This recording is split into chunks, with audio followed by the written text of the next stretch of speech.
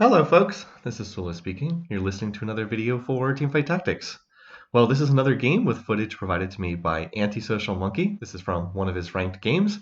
I did a video a number of weeks ago with footage provided by Antisocialmunky, and that game was looking at Tristana Reroll. He had been playing a huge number of Tristana Reroll games, and this is going to be similar. This is a Kayle Reroll game. And in fact, ASM has really been spamming Kayle reroll because it's pretty strong, kind of took over as the one-cost reroll board. In this video, we're going to take a look at some of the things that makes Kayle reroll work, which has been really strong in this patch. It's about to get nerfed, so if you're watching this after the fact, this is not really going to be a viable build for too much longer. And it's also interesting because there is another Kayle player in this lobby as well. ASM was chatting with this person in this game.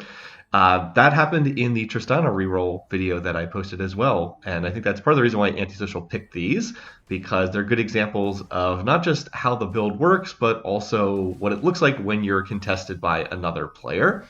Kayle reroll is interesting because if you hit the build properly, it is an incredibly strong build. It caps out as one of the strongest possible setups in the game, aside from hitting like a 3-star 4 cost or a 3-star 5 cost. But if you don't hit, then it's kind of a disaster, and there's a good chance you're going 8th. So in his match history, Antisocial has a lot of first place finishes and also a lot of 8th place finishes with this build, and it can be pretty swingy back and forth. There are some things you need to hit. It's very specific on what items Kayle needs. You need Rage Blades, basically. If Kayle doesn't hit a Rage Blade, she is not very effective as a unit.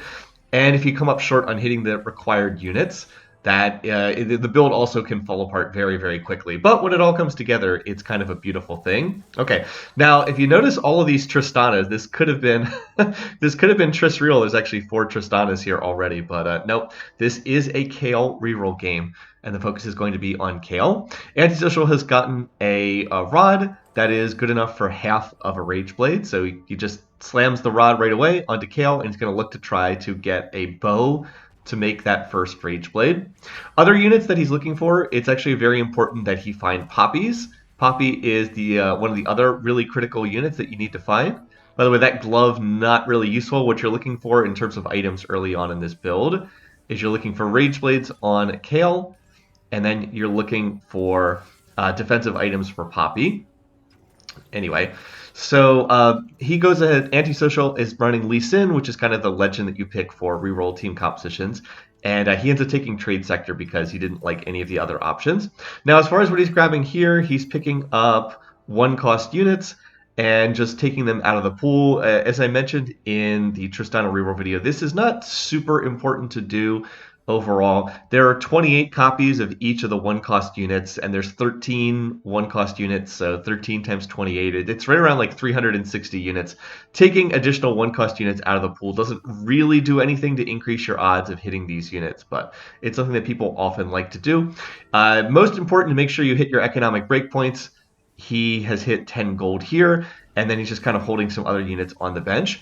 Note that ASM is playing Tristana just because Trist is a little bit more likely to kill something here. Right now what ASM wants to do is he wants to lose these rounds, but ideally kill a unit or 2 on the enemy team's board. Now that said, Tristana with no items and no gunner straight in is not a particularly strong unit. So Trist is going to get popped, and no units end up dying in that fight. You'll also notice that ASM constantly is watching the other Kayle player because he wants to be aware of what the other person who's contesting him in this game is going to be doing. So the units he's playing right now, he's going to have Kayle and Poppy and Maokai, and those are kind of the important units. Going to make use of his free reroll each round. All right, he's picked up Poppy 2-star. That's helpful. Also has 2 out of 3 Kayles. At the moment, the other player already has 4 Kayles, so that's between the 2 of them. There's 6 Kayles out of the pool. And at this point, ASM is trying to decide he has the potential to hit the other Kayle player. And if he can hit the other Kayle player, it's actually pretty important that he lose this round. He definitely wants to lose because he wants to keep a loss streak going. So let's see. Is he going to look to weaken his board? No, he keeps his board as is for right now. And he does end up getting the other Kayle player in this matchup here. So it's interesting. Both of them they're playing the exact same units. Poppy plus Maokai plus Kayle, although ASM has a Trist on his board for right now. So it's actually a matchup where both sides probably want to lose, just so they can potentially keep a loss streak going.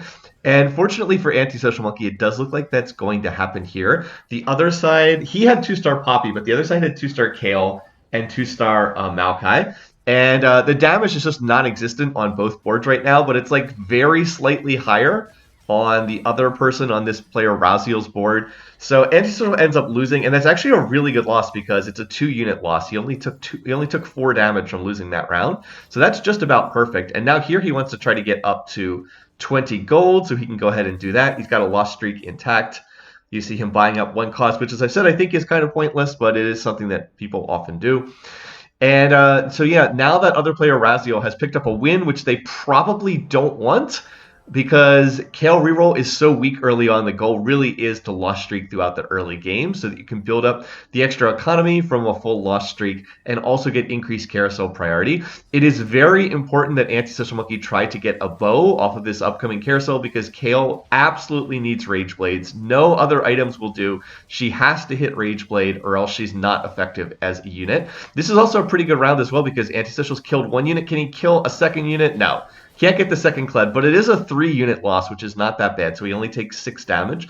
To have lost 3 rounds but only have taken 18 damage is pretty good overall here at the start because he's managed to get a couple units killed in each one of these. All right, so we're about to have the upcoming carousel as you see the other Kayle player lose their round. And is there a bow on this carousel? Let's see. Yes, there is. There's a bow and a 2 gold Teemo, so that is perfect. Antisocial Monkey will grab that. And that will allow him to make his first Rage Blade. It still has to figure out something to do with the glove. As I said, the glove is not really a usable item here early in the game because you can't make a defensive item out of it, and Kayle does not care about making something with critical strike chance. So maybe someone down the line can like get a Thief's Glove or something, but for right now he doesn't really have a use for that. Okay, so when we did the Trist reroll video, like I said, when I did that a couple weeks ago, the key units in that build were, of course, Tristana, who is the main carry. And then in addition to Tristana, it was very important to 3-star a couple of units. You needed to 3-star the Trist. You needed to 3-star Maokai, who is the primary tank in that build. And then you needed to 3-star one of 2 units, either Maokai or Viego. And you needed to have 3 3-stars because you wanted to activate Yordle trait. So the key units in that build were Tristana and Maokai, and then you needed to also hit either Poppy or Viego, one of the 2. So it's a little bit different here in Kayle Reroll. The key units in this build are Kayle and Poppy. Yes, Kayle and Poppy. So the primary tank in this build is not Maokai, it's Poppy. She's the one that you want to itemize with all of the tank items. So you need to hit both of them, but then again, you also need a third 3-star unit to activate Yordle trait. And so that should be Maokai in a normal games. So Maokai is not the primary tank. He's not the one that you put the items on. Poppy is the one who's the primary tank. But you also do need to hit Maokai as well, just so you have 3 3-stars. Unlike the Trist reroll build that plays 4 1-cost units, Trist reroll plays Maokai, Poppy, Tristana, and Viego. This build only plays 3 1-cost units. It's Kayle, Poppy, and Maokai, the units that are on the board right now. Viego not played in this board. Anyway, ASM was having some difficulty hitting the actual Kayles, but then he gets 2 Kayles in his shop to get up to 4 Kayles. And now he's almost equalized the other player. He's on 4 Kayles, they're on 5 Kayles. So pretty even here overall. He's also on 5 Poppies and 2 Maokais. You'll note that he's been playing 2 Kayles here on the board ever since he hit level 4. He hit level 4 because he had to. Force level up on... You're guaranteed to level up on stage 2, 3 if you haven't, just from natural passive XP. You definitely do not want to spend any gold on leveling when you're doing this build. You want to stay at low levels as long as possible and set yourself up for a big roll down on stage 3, 1. And of course, the logic for that is you want the best odds to hit the 1-cost units for as long as possible. Right now at level 4, he has 55% odds to hit the 1-cost. That'll go down to 45% on level 5. So again, he wants to stay at level 4 for as long as possible to increase the odds of hitting those 3 costs. Okay, so ASM was able to go full loss streak throughout the stage. That is the idea. He lost 35 health, which is not that bad overall, so not too shabby. He also was deliberately playing the double Kayles to weaken his board. You can see he tosses in the Galio because Galio is able to get Demacia trait in and cause Kayle to roll a Radiant item, but he wasn't playing the Galio because he deliberately wanted to loss streak all throughout that stage. He wanted to play a weaker board so that he would make sure of losing those rounds. Now, he probably could have played the Galio and still lost those rounds anyway and maybe killed an extra unit or 2, but was taking kind of the safer path. All right, that is a useful item. The cloak allows him to make the Dragon's Claw on Poppy. That's a great item for her. And there's also now a rod that's half of a Rage Blade, so that's good as well. And we're about to do the big roll down on 3-1. So what is ASM looking for here? Well, he wants more Kayles, he wants more Poppies, he wants more Maokais. Ideally, he would 3-star all of these units. Probably not going to happen, but let's see how many of them he can hit. So speed is very important here because he's contesting against another player. Not getting too much luck so far. There we go. Also picking up Kleds. Kled's going to be the next unit in. So this is where the practice comes in. This is where having played this in 100 ranked games becomes important because it increases the speed at which you can do that. All right, up to 7 Kales, 8 Kales, having some better luck here. And then the question is, how low does he want to roll down here? 6 Maokais. Probably, again, I just don't think it's really worthwhile to pick up the... I don't think it's really that worthwhile to pick up the one-cost units like the Malzahar. I think that just slows down the rolling to some extent. But overall, it was a pretty good roll-down. He's at 8 Poppies, 7 Maokais, 8 Kales, so he's very close to hitting these units. And then he stops here. But no, actually, he decides to continue rolling here. So is going to look to go. That is Poppy 3-star. Now can he hit? There is the Kayle 3-star. So now he just needs 2 more Maokais, and Kled's going to be the next unit in on level up. So his board is still super weak right now. You can see he is not winning these. Going to pick up the Maokai. So now he is 1 off. He's actually 1 unit off. He's on 8. He's 3. He hit the 3-star Poppy. He hit the 3-star Kayle, I believe. Yeah, and now he's 1 off Maokai. We're actually going to get the next augment, and oh my goodness, it's champion rewards. It's going to give him extra gold and a champion duplicator. So it was a prismatic augment. And note what he's going to do here. So ASM is going to find 1 more Maokai, which is really nice because now he's hit all of his 3-star units. That's going to activate Yordle trait. He has the 3-star Kayle. He has the 3-star Poppy. He has a 3-star Maokai, so that's going to activate Yordle trait. It looks like this other player is very close, but not quite there. They're like 1 or 2 units off. Then he used the gold to go ahead and level to level 6. He put in the Kled that he'd been holding, and then he also tossed in a Teemo. So this is the board on level 6. This is what you want to have in. This activates Demacia trait with Poppy plus Kayle plus the Galio, giving Demacia trait. It activates Yordle trait because it has the Poppy plus the Kled plus the Teemo.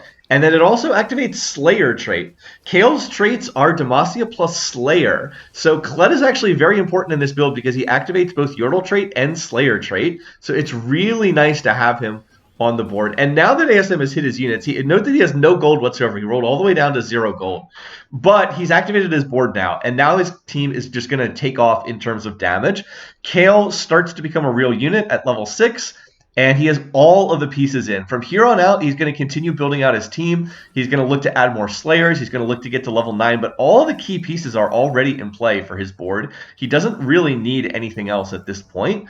He kind of has all of the basic stuff. All right, so the other Kayle player has also hit. They got the 3-star Kayle, the 3-star Poppy, the 3-star Maokai. But they're not level 6 yet, so they're still pretty weak. And unfortunately, they had to roll additional gold to hit their board. ASM's going to type hold hands 1, 2.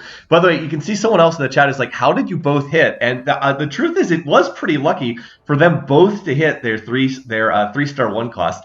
The fact that they both hit Kayle 3-star, Poppy 3-star, Maokai 3-star is definitely a pretty lucky thing. Now, again, there are 28 copies of the 1-cost units, so they each have 9 of them. That's 18 of these units out of the pool. But still, that's a little bit lucky for them both to hit so quickly, even given the fact that there's a pretty decent number of the 1 cost. So it is a little bit unlikely for that to happen, but it did work out for both of them. Unfortunately for the other player, they're just a little bit behind in tempo compared to Antisocialmunky. They are also on 0 gold, but Antisocial is 0 gold level 6. The other player is 0 gold level 5.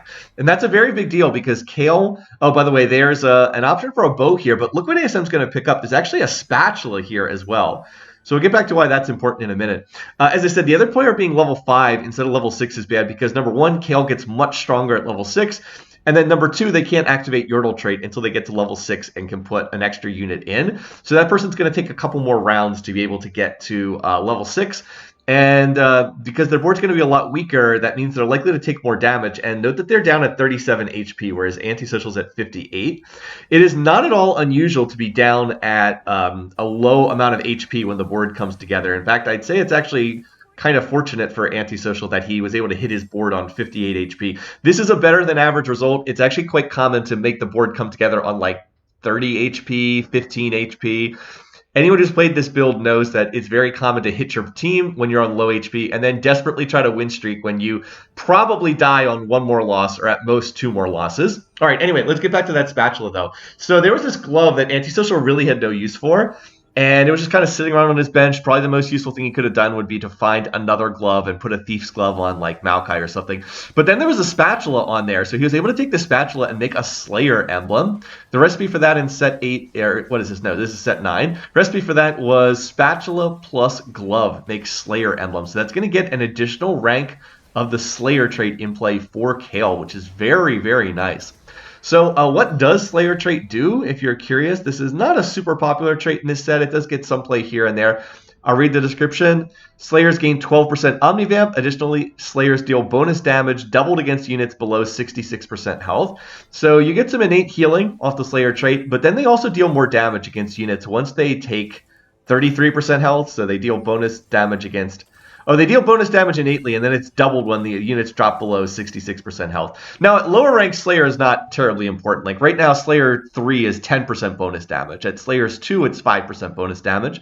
But on the higher ranks of the trait, it starts to become pretty significant. Like if you get up to Slayers 5, it's 30% bonus damage. Slayer 6 is 40% bonus damage.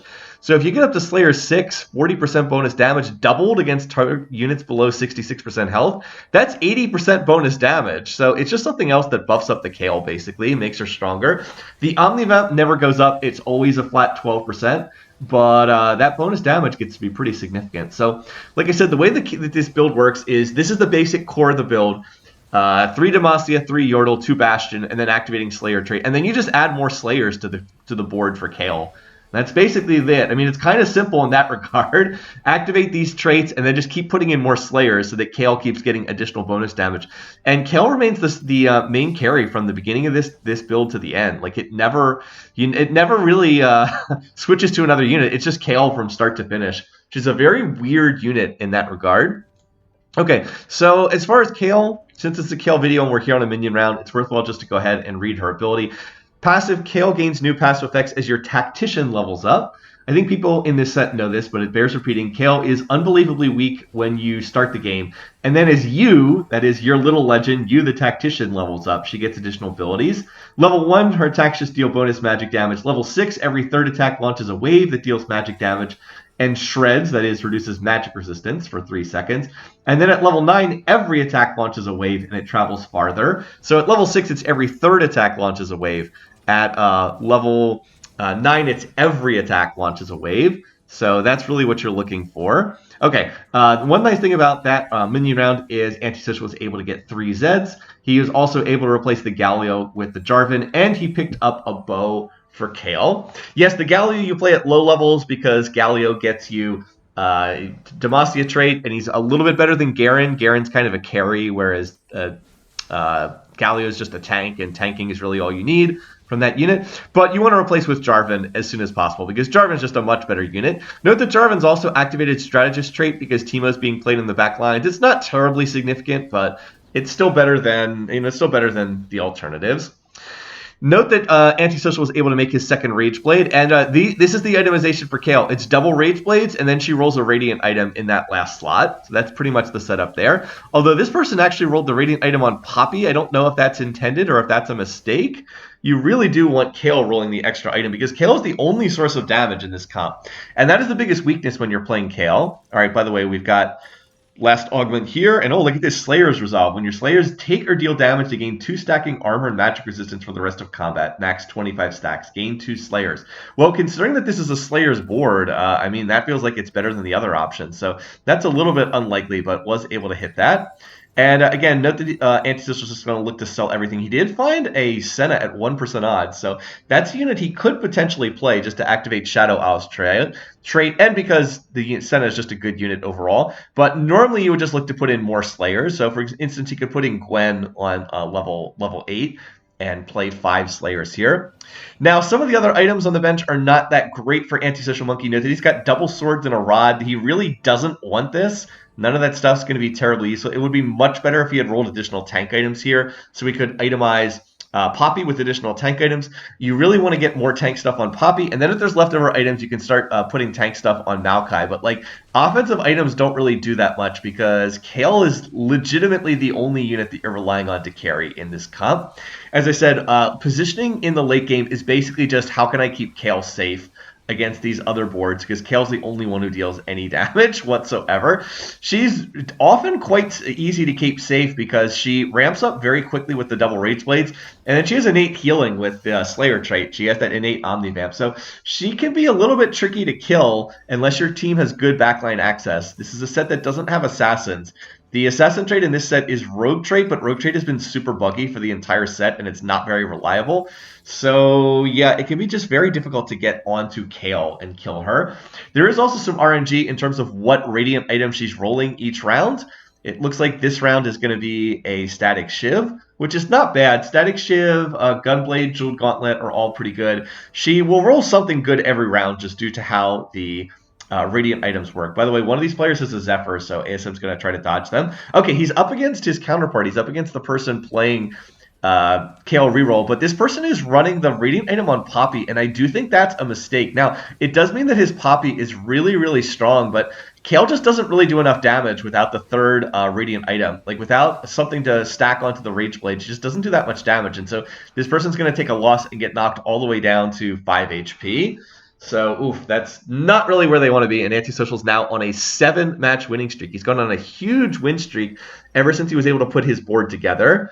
And he's still relatively early pick. He's a 3rd pick here. So, a couple different options. He could always use more frontline stuff here.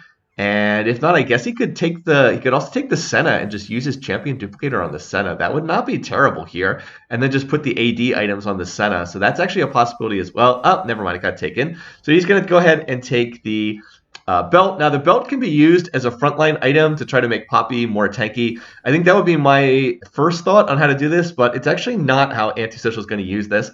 He's got these leftover swords that he really has no use for, so he wants to do something with these swords. And so the answer is he's going to go ahead and look to kill the sword by making a Zeke's. This item was nerfed at the beginning of the set. Right at the beginning of the set, everybody was playing Zeke's everywhere. And then the item got nerfed. But it's still good for Kayle because what does Kayle need? Literally the only thing she needs is attack speed. It is literally the only thing that she wants in this build. And then, interesting, going to choose to play the Swain just for an extra rank of strategist over playing the Senna for Shadow Austrate. Not that Shadow Austrate would have done that much, but Senna just being a 5-cost unit seems like a useful unit to have. But nope, not gonna take that. Just going to go ahead and run the Swain for a little bit more AP. So again, everything possible is being done to buff up Kayle here. More attack speed with the Zeke's. Using the strategist trait to give her a little bit more AP. But that said, that actually is going to be a loss to this person who's playing a Zeri board. So that's going to end the big win streak, despite Antisocial going to level 8. And the other player's out of the lobby. So again, this is a super common outcome for people playing Kayle Reroll, is you take either 1st place or 8th place, and that person, it looks like they took the 8th place finish. As I said, very, very common depending on whether you hit the build or not. Now, one other thing I want to talk about here is Poppy, because she's kind of the other key unit in this build. Kayle does all the damage, but then Poppy is your main tank. We're not necessarily seeing that just because Poppy does not really have good tank itemization, because Antisocial just is not really getting tank items in this game. He has the double cloaks, but that's kind of it. He doesn't have anything else, so he's going to have to look to see if he can get some more defensive items from this particular minion round. So Poppy is the reason why you want Yordle trait in this build. Note that Kayle, of course, does not benefit from Yordle trait. The extra abilities given to Yordles when you have 3-star units, that only applies to Yordle units themselves. So Kayle is not getting anything from the Yordle trait, but Poppy is getting something from the Yordle trait. As you see, Antisocial beat the Noxus reroll player, another build that's going to get nerfed in the upcoming patch shortly after this video gets posted. Anyway, so Poppy's ability, if you're unfamiliar, when Poppy is 3-starred, she gains the ability to knock up enemy units. Let me see if I can read the official description for that here. Okay, here we go. Poppy's 4-star upgrade is knock the target into the largest clump of enemies, dealing 33% of the target's max health as magic damage, and 15% of that amount to the clump. Stun them for 0.25 seconds. So Poppy, of course, gets higher base stats by virtue of being a 4-star unit. And the big thing is the knock-up. It gives the extra crowd control to the team. So that's why Poppy is so important to itemize as a tank. So it looks like Antisocial can make Protector's Vow here. That's not amazing. You'd prefer something a little bit better, but it's certainly playable overall. Oh, and then this is super nice. So the overall portal for this game is the one that gives your board a unit that is tailored to your board. And because he's running heavily Slayer trait, the game gave him a tailored Aatrox. That's really nice. So Aatrox is of course a Slayer unit. And now Aatrox can be played on the board to get him up to 5 Slayer, which was way better than whatever other unit he was playing there. And then now the goal is just to get to level 9 because Kayle really takes off when she hits level 9. Remember the little waves that she shoots out, waves of magic damage, that will go from being every third attack to being every single attack at level 9. So this is a build that really wants to rush to level 9. And as mentioned, that's why this is such a difficult build to put together, is you need to hit 3 1-cost 3 stars. The build really doesn't work without that. You need the Kayle, you need the Poppy, and then you need the Maokai to activate Poppy's Yordle trait. But then you also need to get to level 9 as well. And that's what the Trist reroll build was like as well. By the way, Azir, you might think he can beat Kayle, but no, he cannot, because Kayle has Omnivamp from Slayer trait. So she's a very good duelist in a 1v1 situation. So yeah, anyway, just trying to get up to level 9 here. And just have to get there as soon as possible because once Kayle hits level 9, the game's pretty much over. It is very, very difficult to beat a Kayle once she hits level 9 when she's got a board that's fully accenting all of her abilities. So Antisocial right now is scouting. Again, one of the big things he wants to do is just make sure that Kayle does not get focused. So you're looking to dodge Jarvan ults, looking to dodge Scion ults. I guess if someone's playing rogues in the lobby, you'd want to avoid having her get jumped on. Also looking, of course, for things like Zephyrs and look at this. Yep, this person had the drop-in Zephyr, but there's no unit positioned on Kayle's tile. So even though this person has the drop-in Zephyr, they cannot make use of it to get the Kayle. And yeah, that's going to make a big difference. This person has already gone level 9. They actually have a 2-star Ahri, which is pretty impressive. So who wins, 2-star Ahri or 3-star Kayle? Well, it looks like Kayle wins that one. Yep, even a 2-star Ahri, not enough to beat the Kayle. Really weird design on Kayle, by the way. This is one of the more odder unit designs, and I don't think this unit is designed very well, honestly. Shades of Kayle from back in set 5, where she had kind of a similar design. So the problem here is Kayle is just unbelievably weak at the start of the game. Like, she's so weak, you have to loss streak if you're playing her, because she just deals no damage at all. But then if you manage to make the Kayle build come together, with 3-starring her, having her roll a Demacia item or a Radiant item from Demacia trade, getting a lot of Slayers in play, getting to level 9. Like, if you hit all the components of the Kayle board, then it's pretty much unbeatable. So you have a situation where Kayle is either complete garbage or utterly unstoppable, and there's generally not a lot in between those two extremes.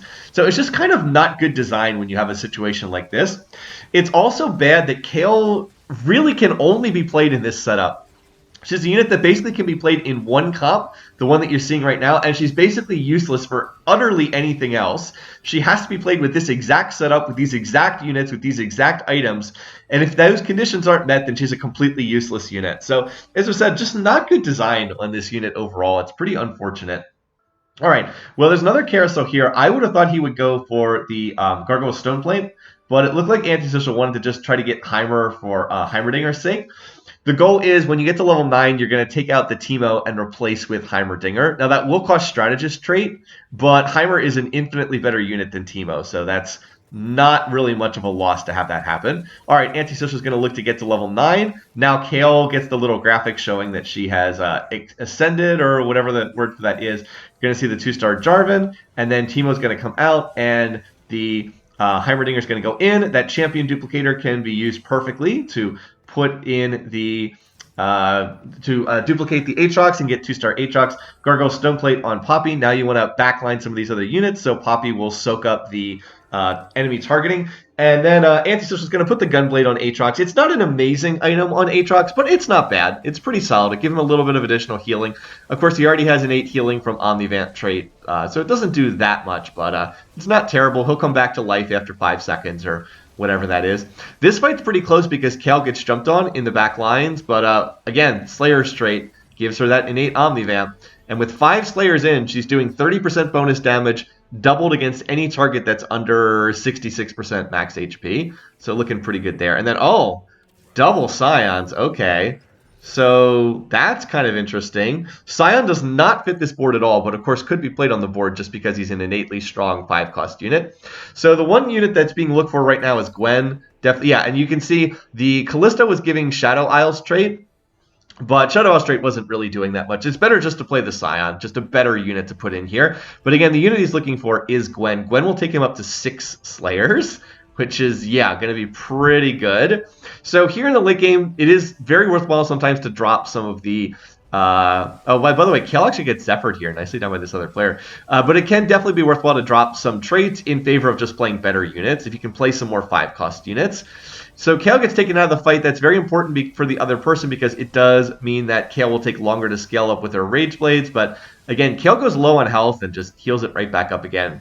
Part of the reason why this unit's so frustrating to deal with is if you can't burst Kayle from like 100 to 0, she's going to heal right back up again with Slayer's trait. So, as I said, a really questionable unit. Okay, interesting here. Double Gwens. Oh wait, not Gwen. Double. What's the name for this unit? Double Sennas. So Senna, again, just another good unit overall. And just going to slot in there. Probably better than the Scion. I don't think this comp needs more frontline. This will also put Shadow Isles trait in play. And then can still look to replace that unit with Gwen when Gwen shows up to get the full 6 Slayers benefit. All right, now one other thing about this board is you do have to get the Heimer upgrades as well. First, you have to find Heimer, replace Teemo with Heimer. And are we going to take another Zeke's? Oh, you bet. Sure enough, going to take another Zeke's there. But again, this is another board that's just super duper expensive because you have to put so many things in place. Like I said, you have to hit the double Zeke's. Kayle with double Rage Blade, double Zeke's. Jesus. Yeah, kind of a one-track thing here. She just needs attack speed, nothing else. But as I said, this is a very, very expensive board to put together. 3 different 3-star units, the Poppy, the Maokai, the Kayle, all 3-star units. And then you also want to move into playing Jarvan for the late game. You want to move into playing Gwen in the late game. You want to play Aatrox in the late game. And you want to play Heimer in the late game as well. Plus, Heimer needs all of his turret upgrades. So as I said, it's a build that caps out really, really, really high. It's one of the strongest possible boards you can play if everything comes together. But my God, is it expensive to get this board put together. So you're seeing a game where it has come together, where Antisocial has found pretty much all the stuff that he needs to find. But as I said, yeah, it is tough to put this board together because of just how much cost goes into this. All right, so Gwen 2-star is going to hit. That's very nice. So got the 6 Slayers benefit in. And then also finds the Senna. So that could be Senna 3-star instead. Also has 5 Aatroxes, but it seems very unlikely he's going to hit Aatrox 3-star. So what's the play here? Do you want to play Gwen or do you want to play Senna? Well, the answer is you play both of them and you take out one of the other Slayers. And the one that you take out is Zed. Zed does not need to be in this comp. He can easily come off the board. So that does drop down from 6 Slayers to 5 Slayers, but that's perfectly fine. Remember, 6 Slayers is 40% additional damage doubled against low health targets. Slayers 5 is 30%. So yeah, I mean, 40% is better than 30%, but it's a lot better to play like a 2-star Senna, who is a 5-cost legendary unit, over playing a 2-star Zed. Like, come on. Obviously, it's much better to do that. So what is this game about? It's about playing strong units, and the Zed is just not really needed on this board right now. So now the board is fully built. There's really nothing else to do here. I guess the only thing you're looking for is 2-star Heimer. So yeah, that's really the only thing, is just rolling for more Heimers because you only have 1-star Heimer on the board. All the other units are 2-starred, and Heimer's got all of his turret upgrades. It looks like there's 1 each of the repair ability, the shrink ability, and also the burn ability. Generally speaking, you want at least one of the shrink abilities because that gives you the armor and magic resistant shred. One of the burn abilities, so you can apply the healing debuff, and then the last slot is whatever. In this case, it's the repair matic, so the turret can come back to life. But the last one's not as important. By the way, once again, a nice dodge of the Zephyr from Antisocial. He probably would have won this round anyway, but Kayle manages to dodge the Zephyr by sliding over to the other side. And that's going to be enough to win this round and knock out this player at a very strong board, but ultimately just cannot deal with Kayle reroll. The build is just too strong once it hits.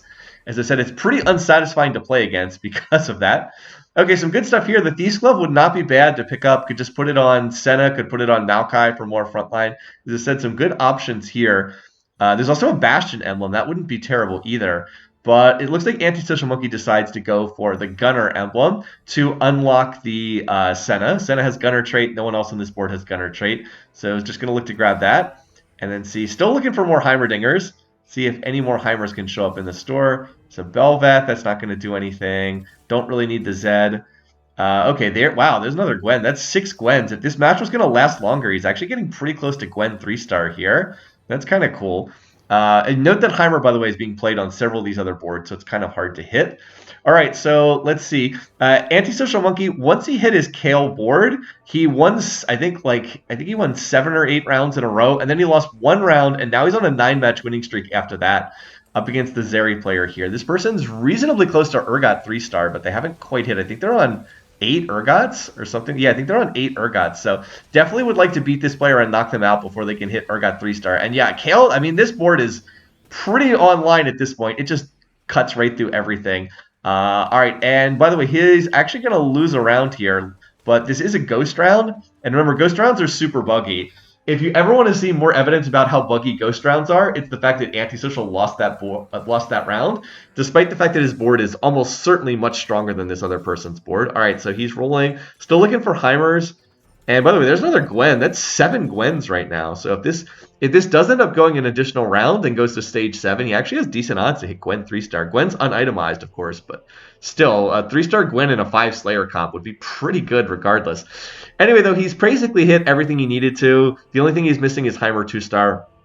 So again, the question is just, can Kayle win? Now remember, Antisocial's Ghost just lost this round, and he actually lost it, and it wasn't that close. What happens when it's not a Ghost round? This is an 8 challenger board, by the way, so it has a lot of attack speed. So again, what happens when it's not a Ghost round? It's like, oh, okay. Actually, Antisocial destroys this board, and it's not even remotely close. Yeah, he's way stronger than this board. So yes, the Ghost rounds are very buggy. They don't function properly, and they haven't for ages and ages in Teamfight Tactics. So anyway, there you go. That's a great example of a Kayle build. As I said, it definitely does not always come together as neatly as it did here in this game. Antisocial's been getting, like I said, a lot of firsts and a lot of 8s, and he's been bouncing around very close to Grandmaster status. He's been just below Grandmaster status for a little bit now, trying to get there, but having some frustrating RNG here and there. Still, he has played Kayle Reroll, I think, over 100 games in ranked, so he definitely knows what he's doing, and this game was a good showcase of that. So anyway, thanks for watching, thanks for listening, hope you enjoyed this game, thanks for sharing the footage, Antisocialmunky. Until next time, hope everybody's having a great week, take care folks, and I'll see you again soon.